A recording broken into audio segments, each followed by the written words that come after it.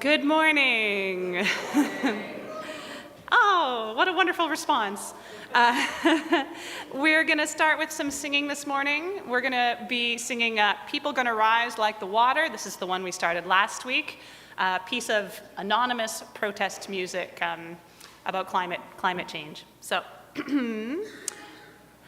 people gonna rise like the water, gonna face this crisis now. I hear the voice of my children saying, gotta shut this system down. People gonna rise like the water, gonna face this crisis now. I hear the voice of my great-granddaughter saying climate justice now. Add some harmony. People gonna rise like the water, gonna face this crisis now. I hear the voice of my children saying, gotta shut this system down. People gonna rise like the water, gonna face this crisis now. I hear the voice of my great-granddaughter saying climate justice now. I hear the voice of my great-granddaughter saying climate justice now. Thank you.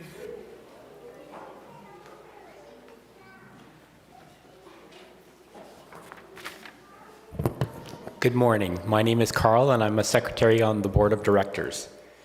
Today at noon, following the service, there will be the second information listening session regarding Reverend Eric's departure. This session will involve President Chuck Shields, Vice President Mariela Klobusek, and it will be an opportunity for the congregants to hear an update on his departure and to ask questions and express their thoughts and feelings. And from Carmen Contreras and Jane Lindsay, there will be focus groups for our minister search process given Reverend Eric's unexpected June departure. Our search for a replacement is on a very short time frame. Much of the survey and focus group input we got in 2020 prior to Reverend Eric's hiring will be used in this process, but we have now scheduled the following focus groups, and we encourage people who were not part of the previous search process especially to be involved. This coming Tuesday, March 4th from 7 to 8:15 p.m. here at FirstU, open to any congregant. And on the next evening, Wednesday, March 5th, also open to any congregant. For RE parents, specifically next Sunday, March 9th, during the service, and for newer congregants, Tuesday, March 11th, evening on Zoom. And finally, for longtime congregants, Thursday, March 13th, 10 to 11:15 a.m. Advanced registration is required, and you can send your email to focusgroup@firstunitarianottawa.ca, and there are sign-up sheets at the back of the church. The board is pleased to let the congregation know that this past month it voted to accept into membership Ken Dennison and Alexis McKenzie. We're very pleased to welcome them and look forward to their involvement in life at FirstU.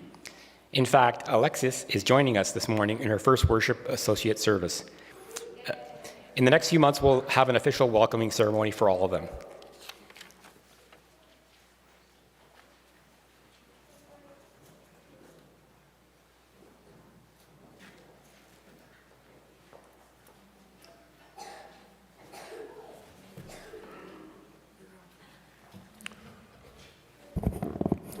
Bonjour. Tout le monde. Welcome to everyone to the First Unitarian Congregation of Ottawa. Whether you are here in Worship Hall or watching from wherever you may be in this blessed universe, you are welcome. I'm the Reverend Stan Sears.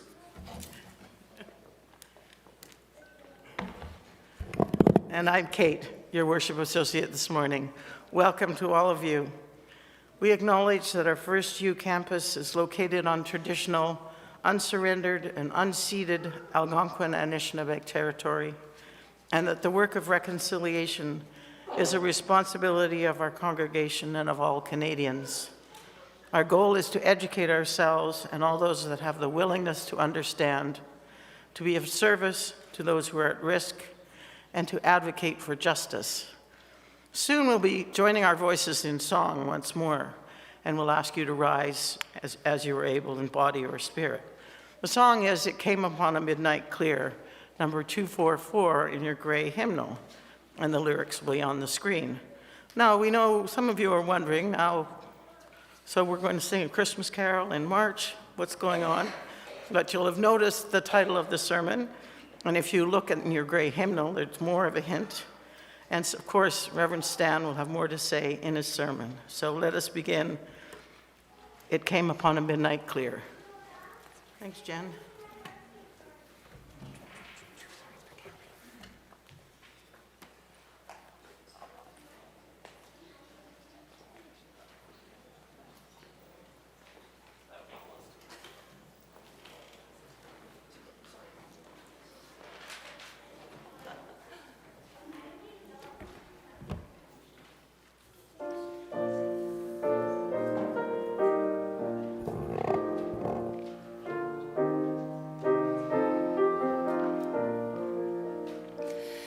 It came upon the midnight clear, that glorious song of old, from angels bending near the earth to touch their harps of gold.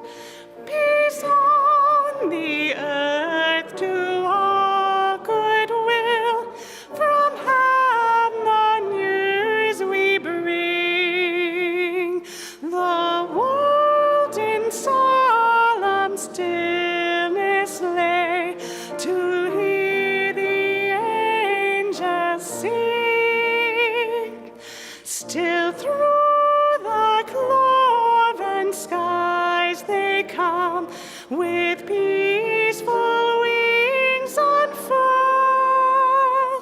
and still their heavenly music floats o'er all the weary world. Above its sad and lonely plains, they bend on hovering wing, and ever o'er its Bible sounds the blessed angels sing. But with the woes of war and strife, the world has suffered long. Beneath the angels' strain have rolled 2,000 years of wrong, and we who fight the wars hear not the love song which they bring. Oh, hush the noise of battle strife, and hear the angels sing. For lo, the days are hastening on, by prophet bards foretold, when with the ever-circling years comes round the age of gold, when peace shall over all the earth its ancient splendors fling, and the whole world give back the song which now the angels sing.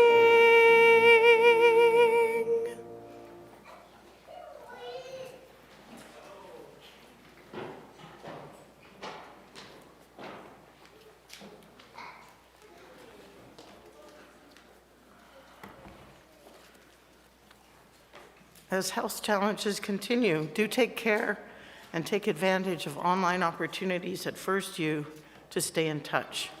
If you are new to FirstU and would like to learn more about us, please contact us through our email at welcome@firstunitarianottawa.ca.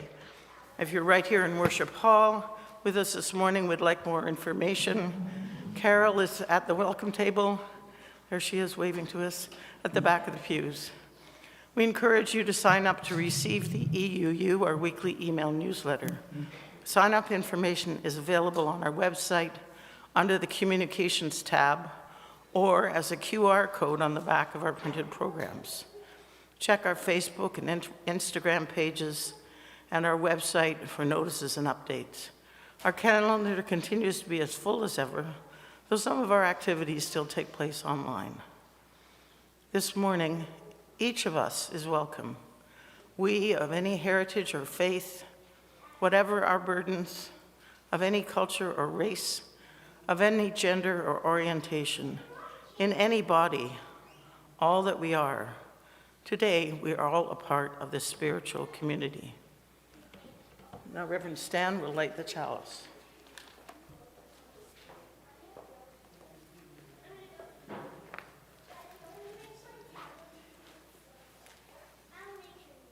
Once again, we kindle this chalice to celebrate the fact that we have made it through another week, and that we are here together as a beloved community. We do so knowing that we are also part of a long and ongoing tradition of religiously progressive people, people who have worked, people who have sacrificed to make this community possible, to keep our faith going through the centuries, and to provide us with this building, this comfortable home. We remember also that the flame is in our hands. It is precarious. It is ours. It is our task to keep the flame burning and to provide this religious incubator for the future. May we keep the flame burning.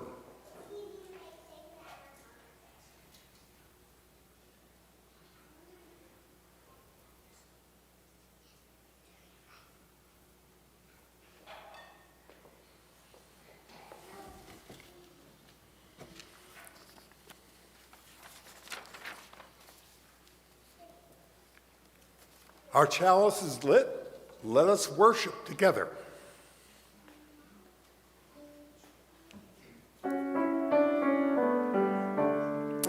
Chalice, chalice, burning bright, help remind us with your light of all we'd like to live each day, with love and truth helping lead the way.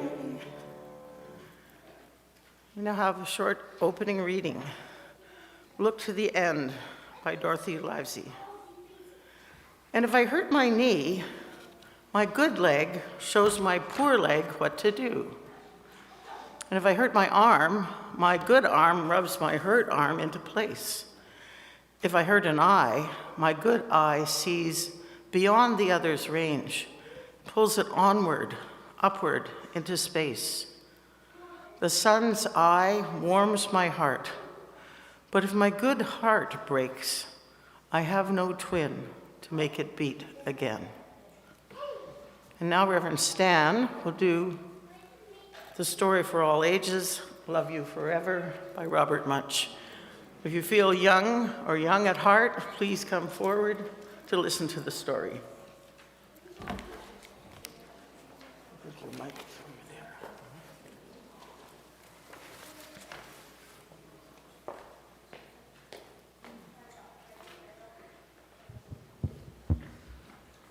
Over there. Okay. Yep. All right. Now, my sons were both born in Victoria in 1986 and 1989. And Robert Munch wrote this story Love You Forever in 1986. So just in time for son number one. So as you can imagine, I've read that story. We've listened to tapes of it on, yes, cassette tapes on family drives. Remember those? So I've learned it, and rather than reading the book to you, I'll tell you the story. Now, it begins with its mother comes home from the hospital. She has this precious newborn, and she goes over during the night, picks up her newborn child, holds her little son, and begins to rock him gently back and forth and back and forth. And she sings to him, "Love you forever, I'll like you for always. As long as I'm living, my child you will be." Now, Munch sings it more melodiously than I do. But the story goes on. The child becomes a toddler, terrorizing the house, grabbing the mother's watch and flushing it down the toilet. And the mother says, "This child is driving me crazy." Well, life goes on in the household. The child starts elementary school, and her little son is 9 years old, as Munch tells us, and in the Gospel according to Robert Munch, the child stays out too long. He says naughty words when his grandmother comes to visit, and the mother is beside herself. She thinks, "Oh my God, I want to sell this child to a zoo." Can you imagine that? A mother wanting to sell her child to a zoo? Oh, that must have been one horrible child to raise. But during the night, the mother crawls into his bedroom, looks up to make sure he's asleep. She lifts her 9-year-old into her arms and rocks him gently back and forth and sings, "I love you forever, I like you for always. As long as I'm living, my child you will be." Well, the child fast forwards into his teenage years. The music is crazy. The clothes are outrageous. And the mother's, "Oh, how am I going to survive this?" I think my mother said the same thing about me. So, she still loves her child. And so, she goes into his bedroom, looks up to make sure that he's asleep, crawls over to the bed, lifts him up in her arms and rocks him back and forth and sings, "I love you forever, I like you for always. As long as I'm living, my child you will be." Well, the story goes on. The teenager grows up. He moves out of the house. Oh, praise. And he moves across town. The mother drives across town, pulls a ladder out of her car, puts it against the window to his apartment, climbs up the ladder, climbs into his bedroom, makes sure he's asleep, walks over to the bed, lifts him up into her arms, and rocks him back and forth. I love you forever. I like you for always. As long as I'm living, my child you will be. Well, the years go on, and eventually the mother gets older and older and older, and her health isn't very good. And so she gets on the phone and she calls her son and says, you know, I'm not feeling well. I wish you could come over and see me. So the son gets in his car, he drives across town, and he sits there with her. And she can't lift him. But she says, I love you forever. I like you for always. And she can't go on. And the son says, as long as I'm living, my mommy you'll be. And the son gets in his car, before he gets in his car, kisses his mommy goodbye. He drives home to his home, and he's now married. He has a child of his own. And he walks into his daughter's bedroom, lifts her in his arms, and sings, I love you forever, I like you for always. As long as I'm living, my child you will be. And that's the end of the story. It shows the continuity of a family and the love of a family. So at this point, we'll sing our children off to the program.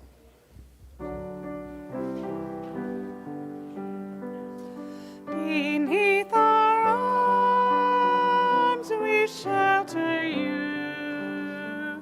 You warm our hearts as you pass through. May our love guide you as you go, to help you learn and help you grow.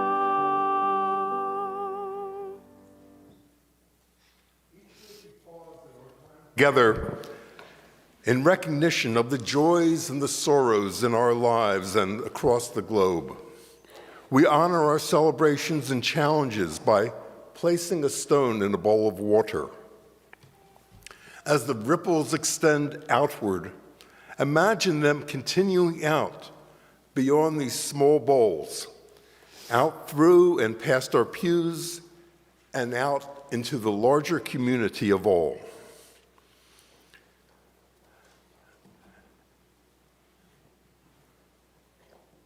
I'd like to invite you to come forward to honor your joys and your sorrows by placing your stones in the water.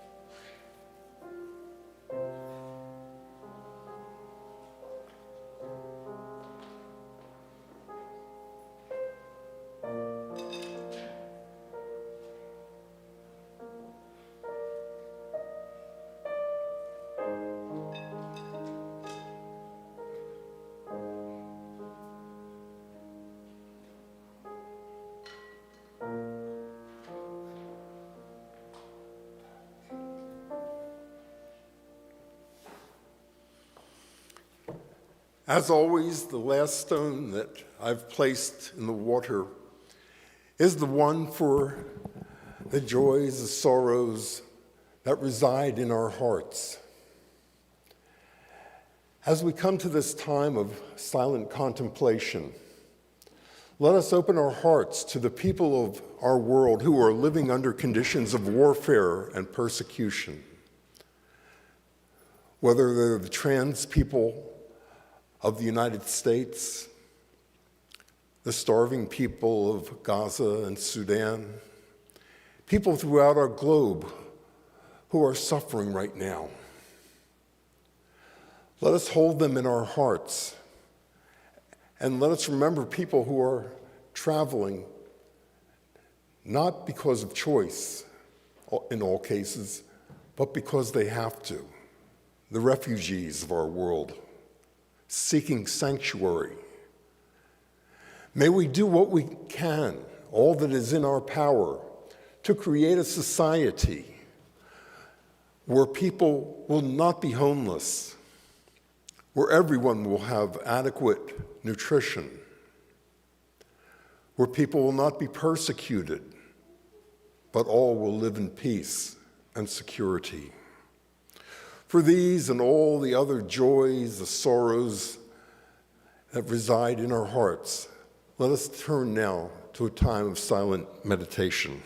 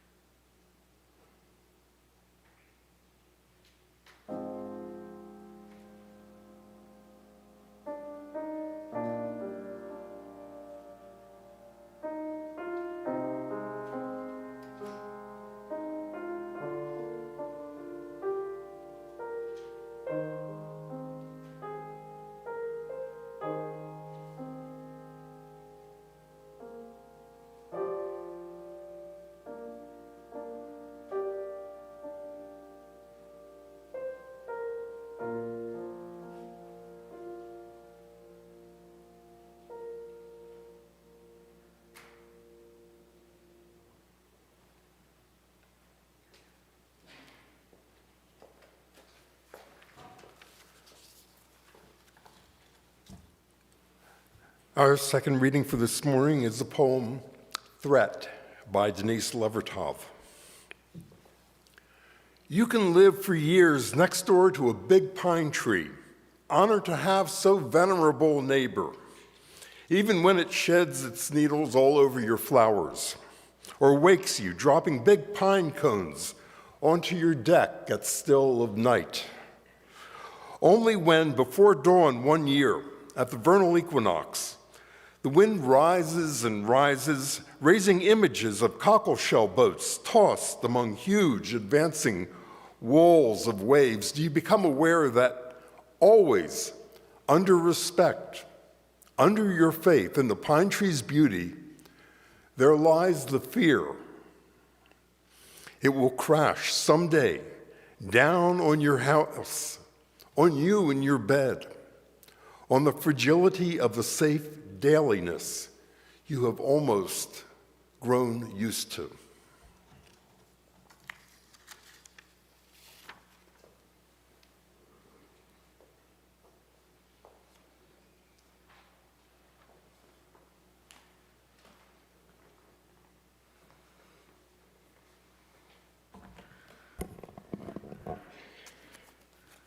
I'm now here to tell you a little more about Reverend Stan Sears. We've already heard his wonderful rendition of Love Me Forever and his readings. The Reverend Dr. Stan Sears is a retired UU minister who lives in Canada with his wife, Carolyn Christie. Stan holds degrees from the University of South Carolina, AB in journalism, the University of Chicago Divinity School, AM, and Meadville Lombard Theological School, DM. Stan has served congregations in British Columbia, California, Pennsylvania, and New York State. He's an avid runner who still enjoys half marathons. He also enjoys playing his guitar, and I understand a mean set of bagpipes. Carolyn, who's a new member here, his wife, is the musician in the family. She played second flute in the Montreal Symphony for 36 years. In 2016, she earned a master's in human kinetics at the University of Ottawa and is now a mental performance skills consultant for performing artists. I now welcome Reverend Sears to talk about A Midnight Unclear. Thanks, Dan.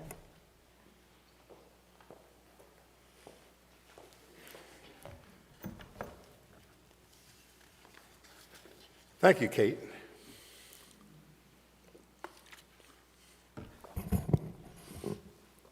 Okay, let's get to the question.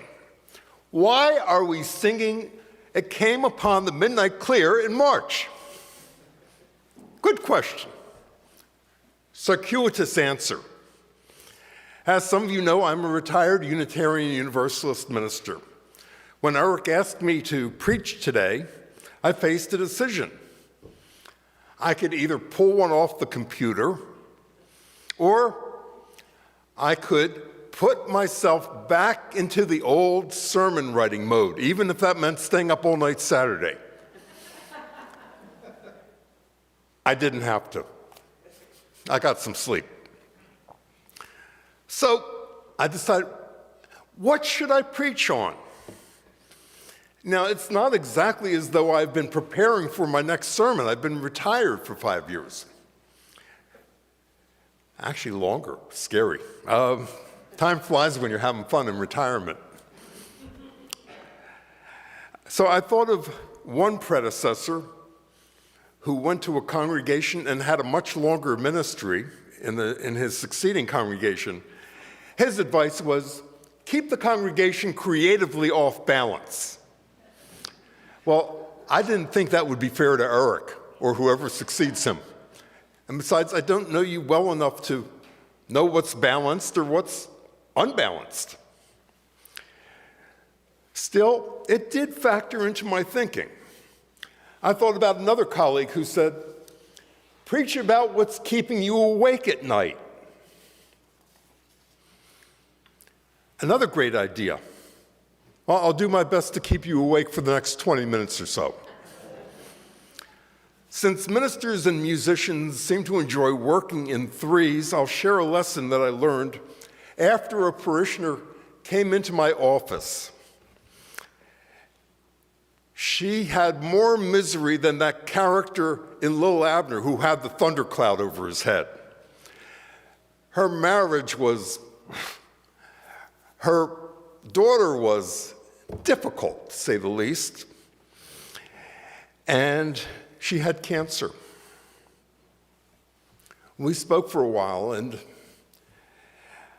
I pulled out, when she left, I thought about it, and I pulled out the old yellow pad because I didn't have a computer in the office, and I wrote down, help me make it through the week. That was what she was looking for. I realized that my preaching task was to help her make it through the weekend, to help everyone make it through the week. Some of you probably recognize it from the old Chris Christopherson song, Help Me Make It Through the Night. And I'll tell you, I kept that in mind for the rest of my career. So when Eric invited me to preach this morning, I thought about the craziness in our world, what's keeping all of us awake at night. while we can't seem to change the governments of some of the countries that seem to have forgotten the horrible things that happened 80 to 100 years ago, there are things that we can do to make a difference in the world, or at the very least, to maintain our sanity, our integrity, things that we can do to help us make it through the weeks ahead. Two thoughts came to mind. First, I wanted to preach about living in a precarious time, one that is filled with uncertainty. Second, I wanted to preach about the roles of courage and the importance of maintaining hope. Now, I know that my friend and colleague George Buchanan has addressed that in his work with you on active hope. George and I exchanged ideas because I didn't want to repeat what he has already said. And what I can tell you from our discussion is that our approaches are somewhat different, but they're also complementary. They work together. And finally, because this is a sermon on a Sunday morning, I want to draw on our Unitarian Universalist understandings of being together, interdependence, and most importantly, working together at a time when so many forces in our world are using bigotry, fear of the other, and the persecution of good people to drive people apart. After all, that's the core task of religion, religare in Latin, to bring people together, bind people together. Now the title, how does that fit in? Why are we singing a Christmas carol in March? Well, since I've used It Came Upon the Midnight Clear in nearly all of my Christmas Eve services, I was often asked something like this. Stan, I'm sure you've been asked this question before. And I was looking in the hymnal at It Came Upon the Midnight Clear, and I saw Reverend Sears. Any relation? Both of you are Unitarian ministers. Quick answer, no. When non-ancestor Edmund was writing the words to Midnight Clear in 1849, my Searsky ancestors were a couple of generations away from leaving Russia to sail into the beautiful port of Baltimore, where they arrived in time for my grandfather to be born a birthright citizen in 1898. To be honest, it's been mind-boggling to think that when I was a little child, I was held by somebody born in the 19th century. And when I visit my grandchildren, I am holding children who will probably live into the 22nd century. Now, your member's question impelled me to take another look at Midnight Clear. It was written in a time not totally unlike our own. The world in which Reverend Sears wrote Midnight Clear was also a world of uncertainty and upheaval. On a personal level, Edmund had moved back to Wayland, Massachusetts, where he had previously been the minister. He had gone on to a church in Lancaster, Massachusetts, which unfortunately led to Edmund having a nervous breakdown. Ministry is not an easy profession. And so that was going on a personal level in his life. In the world beyond Wayland, the U.S. and Mexico had fought the Mexican War in recent years in 1848. And in Europe, France and Germany had been through the revolutions of 1848. And we might add, within a few years, England, France, Turkey, and Russia would begin their own bloodbath, known as the Crimean War, which has been immortalized in Tennyson's great poem, The Charge of the Light Brigade. And of course, the United States would engage in its costliest war in terms of human carnage in 1861 until 1865, when it celebrated its Civil War. So the world of Midnight Clear was anything but clear. There was carnage in the past, carnage in the future. Edmund Sears' world, like ours, was one of great uncertainty. So when we choose to live in this world, we're making a personal decision, one that involves courage, the willingness to engage in risk. The late 19th and early 20th century American physician, philosopher, and psychologist William James phrases this existential question beautifully in his book Pragmatism, where he writes, "Suppose that the world's author put the case to you before creation, saying, I am going to make a world not certain to be saved, a world the perfection of which shall be conditional merely. The condition being that each several agent does its own level best. I offer you the chance of taking part in such a world. Its safety, you see, is unwarranted. It is a real adventure with real danger. Yet, it may win through. It is a social scheme of cooperative work, genuinely to be done. Will you join the procession? Will you trust yourself and trust the other several agents enough to face the risk?" Okay, fast forward to our time. I don't trust Trump any more than I trust Putin or Musk. But I have to trust the human desire to live in a world in which the majority of people want to bring children into the world out of love and out of hope, not in the belief that they're bringing new soldiers into the world to kill other people's children. As ministers, many of us enjoy playing with words, particularly when they express an idea or sentiment in a different way. That's how Midnight Clear became Midnight Unclear. And that's why we have an out-of-season Christmas carol with a message for unclear times.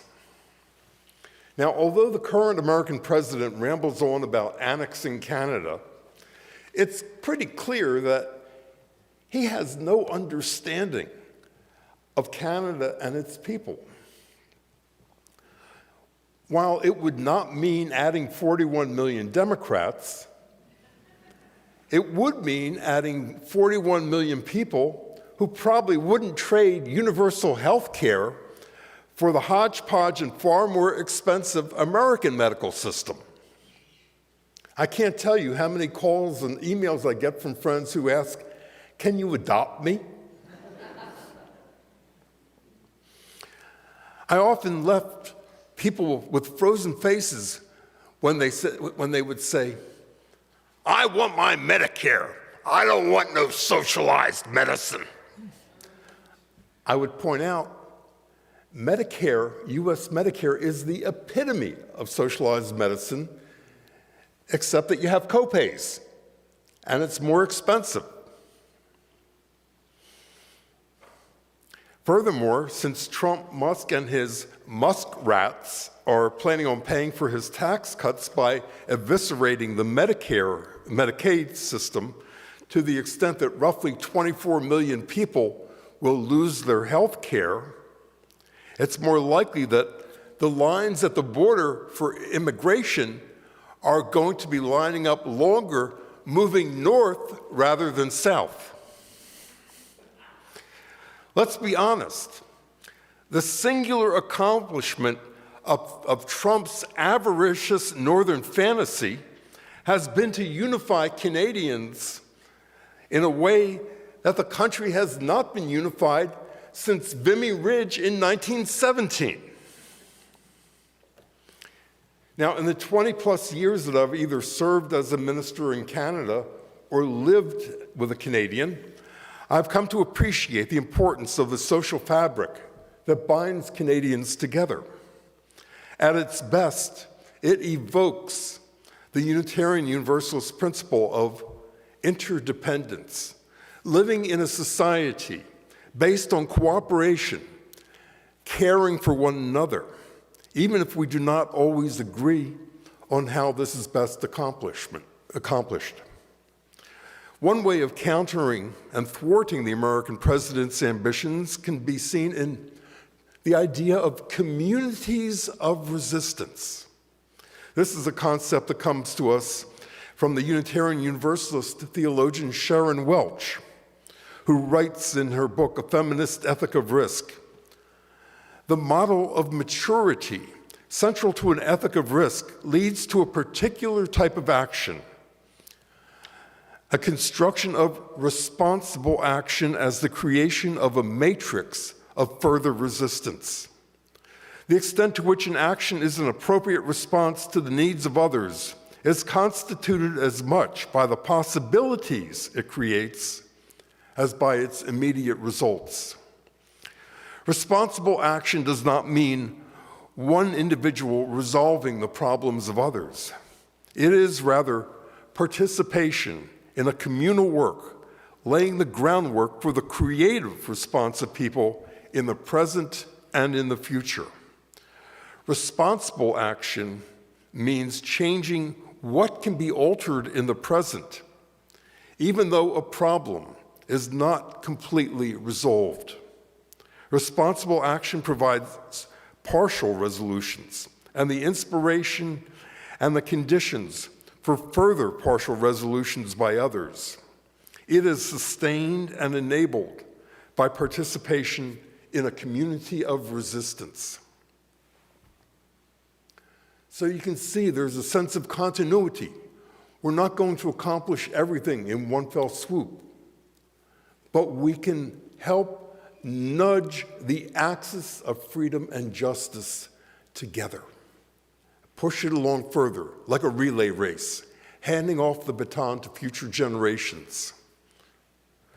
We also see this in the writings of Václav Havel, the Czech playwright and philosopher, and later the first president of Czechoslovakia after the overthrow of the communist totalitarian regime in 1989.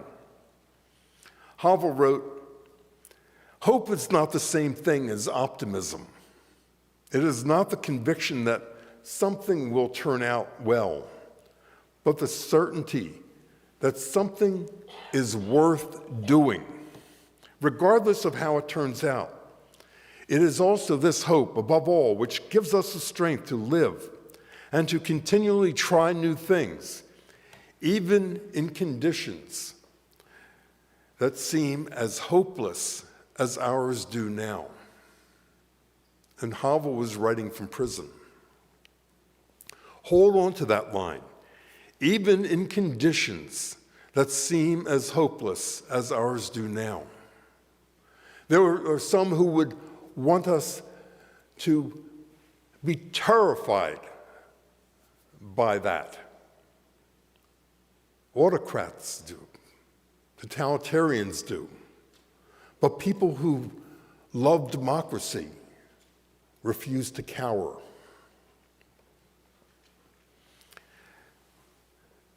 Many people have been in far worse conditions than we are now. So think of hope as being based on history. Two final thinkers that I want to turn to provide us with very different perspectives on the topic of hope.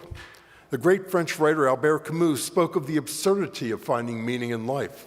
In the myth of Sisyphus, he audaciously said that once we realize that hope has no inherent meaning, our question is whether to commit suicide. Of course, rather than committing suicide, he decided to go on living, participating in the French resistance against the Nazis, and becoming a great writer. It might not be Václav Havel's sense of hope, but it's still finding the strength to live and participating in a version of Sharon Welch's community of resistance. Well, let's be honest. It's hard to think of a better word than absurd to describe the current situation in the United States.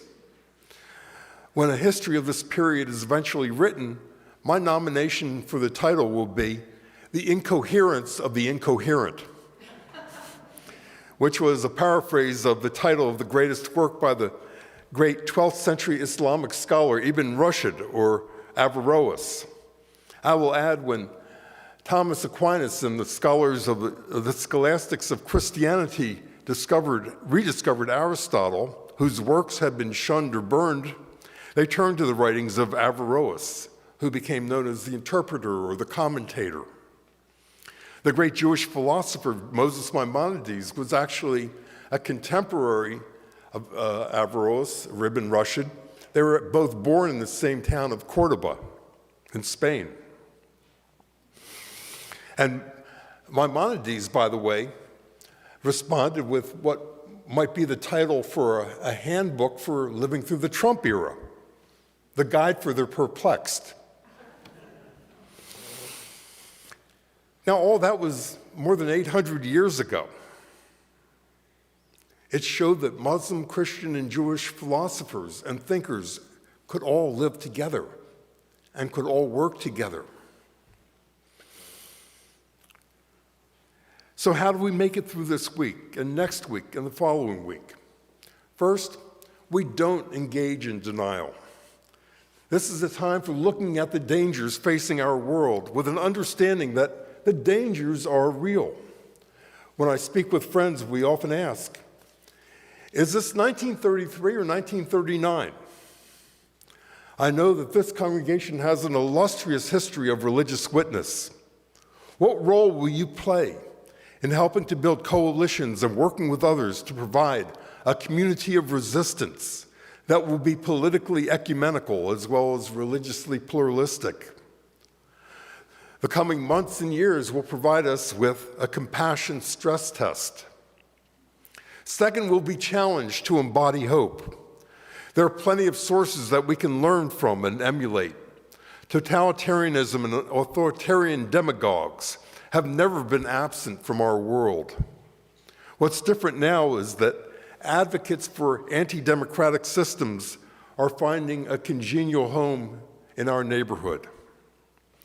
All my Zoom groups with American as well as Canadian colleagues have been discussing this.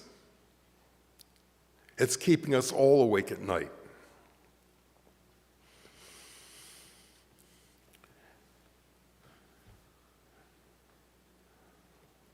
Although it may sound odd, one of the ways of resisting and countering the dehumanization that totalitarians practice is to practice rehumanization. You may have heard that one of Trump's actions has been to seize control of the Kennedy Center, which is the premier venue for the arts in Washington. Aspiring dictators fear the arts because they inspire the human spirit. They enable people to look beyond their current suffering. They also fear the human imagination because enlightened minds see through their shenanigans. One of the most effective ways of doing this is through the use of humor. Laughing when they would want us to cry. This does not mean denying the pain, suffering, and anguish that we are feeling. It means looking at the smallness, insecurities, and odd behaviors of the oppressors. Viktor Frankl was a psychiatrist in Vienna before the Nazis put him in a series of concentration camps.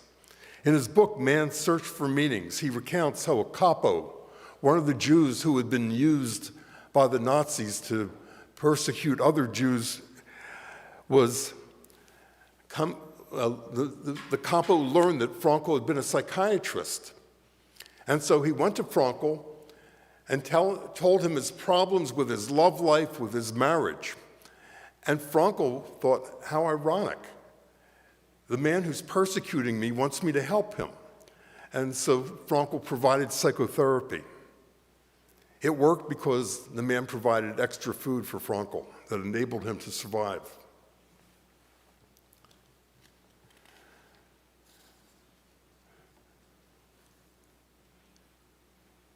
Frankl also describes how food was so important as a source of humor in the concentration camps because it was something that people were deprived of.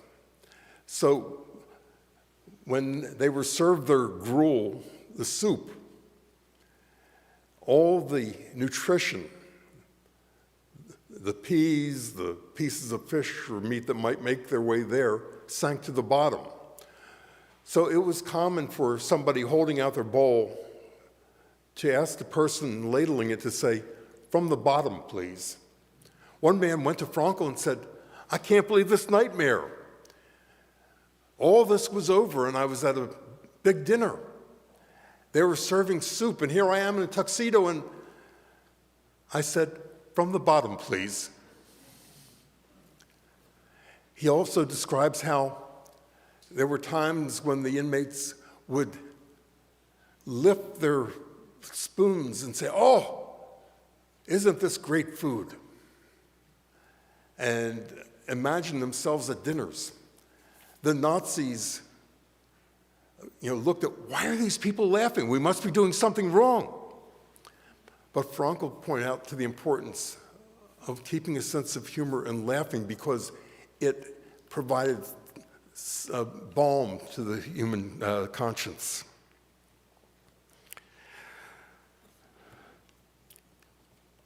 Now, humor does not mean neglecting or looking away from the wrongs or a movement, the wrongs of a society. Sometimes laughing at the dictators is the best way of not only helping us to make it through, but letting them see just how small they really are. Think of the producers, the Mel Brooks film and later stage play, with its satirical take on Hitler. Hitler, Stalin, and their latest iterations of aspirants demand that we take them seriously, which we do, and respond accordingly. What they detest is when we point to their absurdities. In this way, music, art, and humor can function as a sort of palliative for the persecuted. We're awake at night, but before we roll over to try to get to sleep, a bit of laughter can help us to fall asleep faster. As an act of resistance, may you laugh at the ironies, absurdities, and the self-satirizations of the autocrat class, because that is what they fear and hate. They want you to fear them rather than laugh at them. The would-be emperors know that when they are honest with themselves, they exist in a moral nudist colony, and the rest of the world sees who they really are. Yes, the midnight is unclear. The night could be long, but the autocrats cannot stop the yearning of the human spirit for peace and love any more than they can stop the midnight turning into dawn. As you go forward with your lives this week, may you find the courage to keep going, to keep working for justice. May you enjoy the camaraderie of others so that you know that you are not alone. The midnight is unclear, but the nobility of peace will eventually win out over the barbarism of the tyrants. Together, we will build a world of peace on the earth where people of goodwill will come together in harmony. So be it.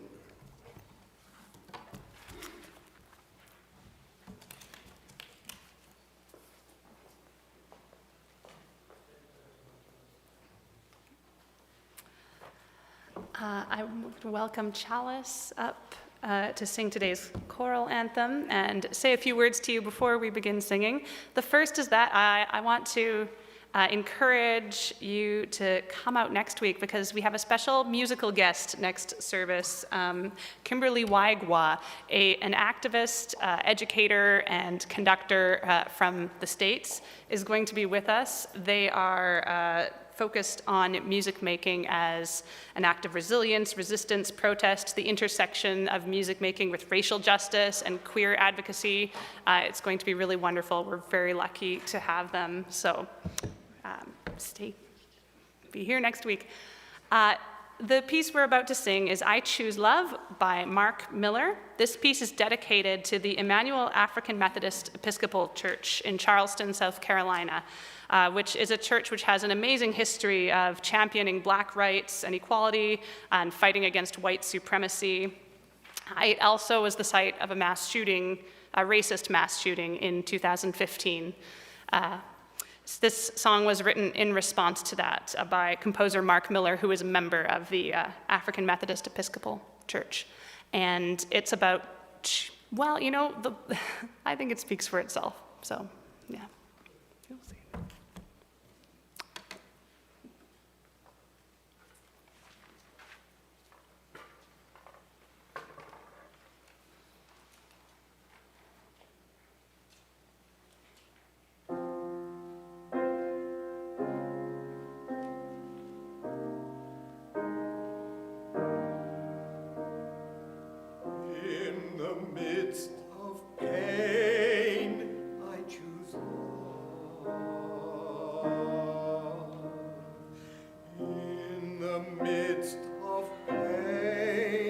I choose love.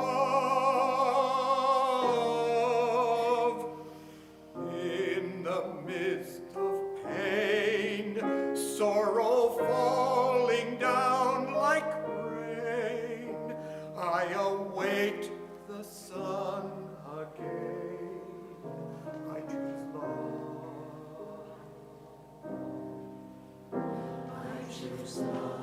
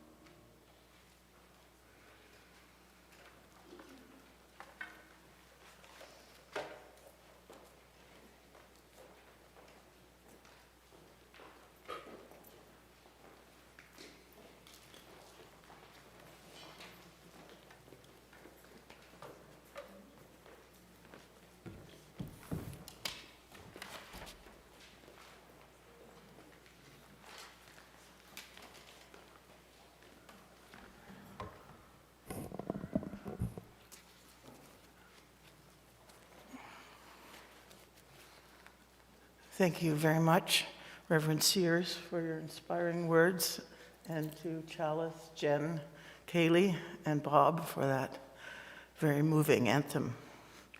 Will our ushers please start passing the baskets at this time? Thank you. This congregation has a long history of care, vitality, and bringing people together to move the arc of justice forward. We've been able to live into our hopes and dreams because of the generosity of those within and beyond this community. Whether you're here in Worship Hall or anywhere else, you are part of this community. We rely on one another to keep this congregation vital and resilient.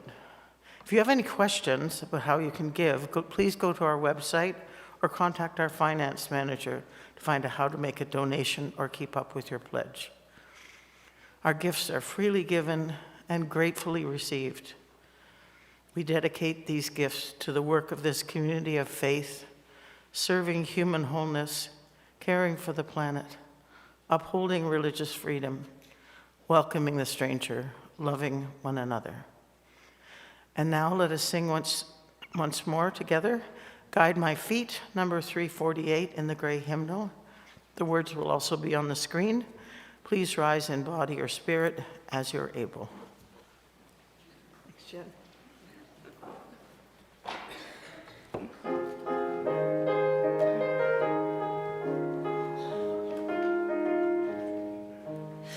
Guide my feet while I run this race.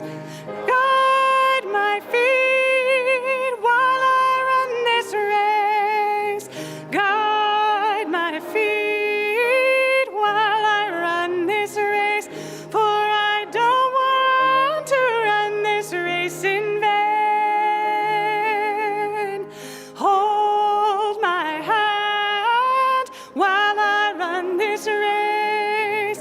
Hold my hand while I run this race. Hold my hand while I run this race. For I don't want to run this race in vain. Stand by me while I run this race. Stand by me while I run this race. Stand by me while I run this race.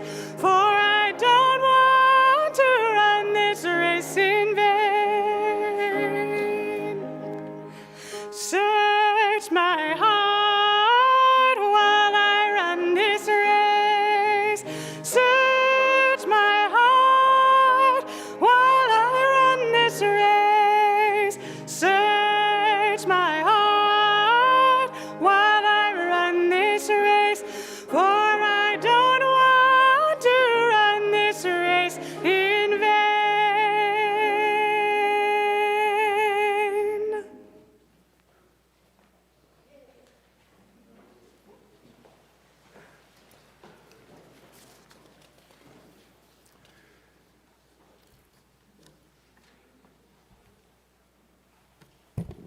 As we extinguish the chalice, I'd like to share these words from Howard Zinn.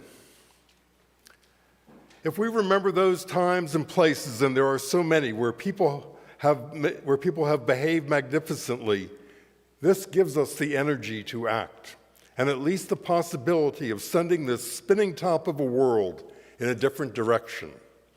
And if we do act, in however small a way, we don't have to wait for some grand utopian future.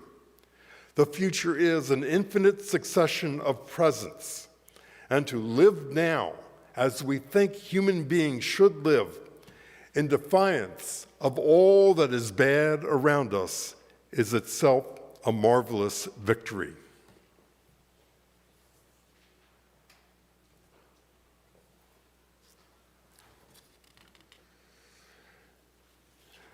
Before we begin to close this time of worship and reflection, a reminder the coffee hour will begin in Fellowship Hall immediately after the service. The Ajashki Grove Towers are currently closed for the winter, but we look forward to leafy greens when the season is right. A reminder that food and household items from our grocery support program are available for those who would like some from the room adjacent to Fellowship Hall. If you are new here, still feel new, or simply welcome conversation today, pick up a green mug as you enter Fellowship Hall, and that way others will know that you're inviting conversation and engagement, and they'll find you. And if you see somebody sporting a green mug, approach them. Ask them about who they are and what drew them here this morning, the start to another great conversation.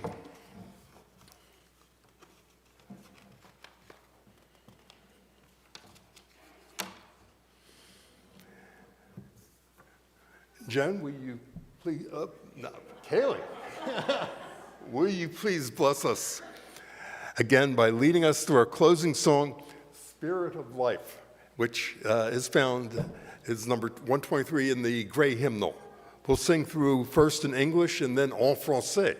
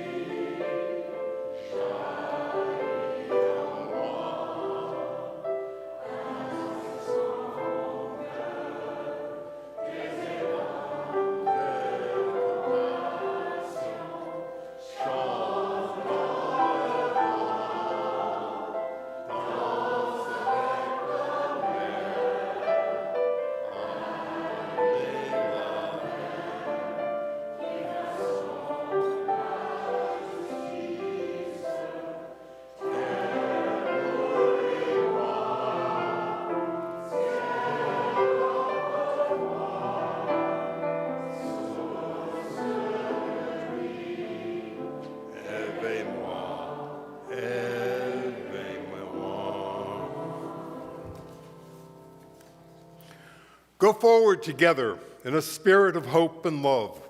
Share our message of compassion with those who are feeling persecution.